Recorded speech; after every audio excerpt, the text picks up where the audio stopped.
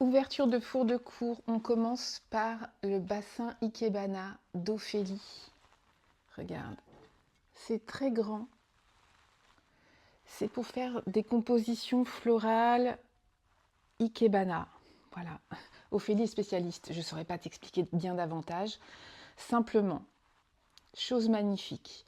Regarde la silhouette ici du rebord qui fait comme un paysage montagneux. Imagine quand elle aura rempli son récipient d'eau, qu'il y aura des végétaux là-dedans, des reflets de parois dans l'eau, des reflets des végétaux dans l'eau. Je pense que ça va être très très beau.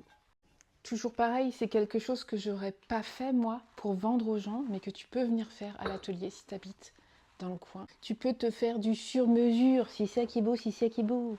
Ensuite, on a Sophie qui a fait autour 2 ramequins vert kaki avec des traces de noir comme ça, brossées spontanément. Hein. Il y a de la légèreté dans ce geste. Le kaki, il est très très beau parce que suivant son épaisseur, l'épaisseur des mailles qu'il y a dessus, il va se balader dans des tons un peu plus bruns ou un peu plus verts. Je trouve ça très beau. Ensuite, on a 2 amies, Faustine et Ambre. Alors, la tasse, c'est Ambre. Regarde un petit peu ça. C'est fou, hein? On a 2 anneaux.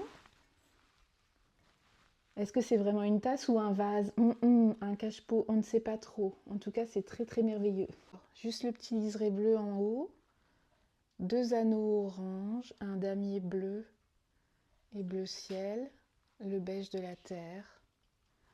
Ça a vraiment du chien, du caractère, de la présence. Et son amie a fait quelque chose aussi de très graphique.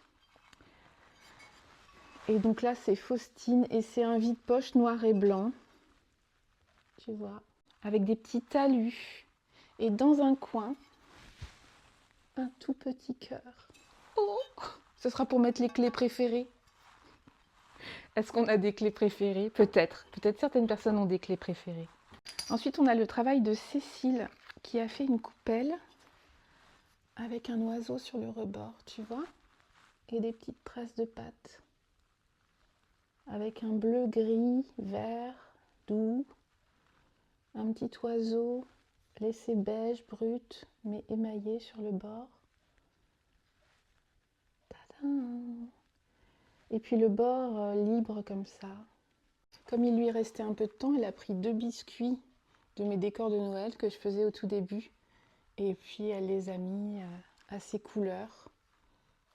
Comme ça, elle pourra les mettre dans son sapin. C'est très joli. Ensuite, on a Clotilde. Clotilde qui a fait un cache-pot comme ça. Avec un décor festonné. Et regarde, voilà, à certains endroits, les pics se rejoignent pour former des petits cœurs dans le vide, tu vois.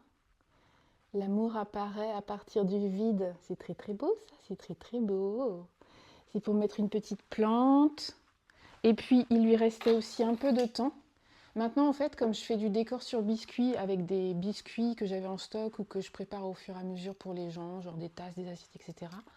Ils peuvent, quand ils ont un quart d'heure en trop, se mettre à faire des petits décors. Voilà, qui sont très vite faits puisque la forme est déjà faite, il y a juste à gérer les couleurs.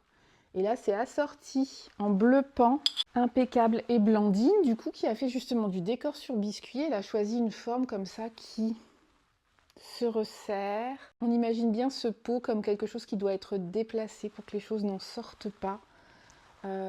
Petit cache-pot, petit vide-poche, on ne sait pas. En tout cas, ce sera bien protégé dans un petit nid.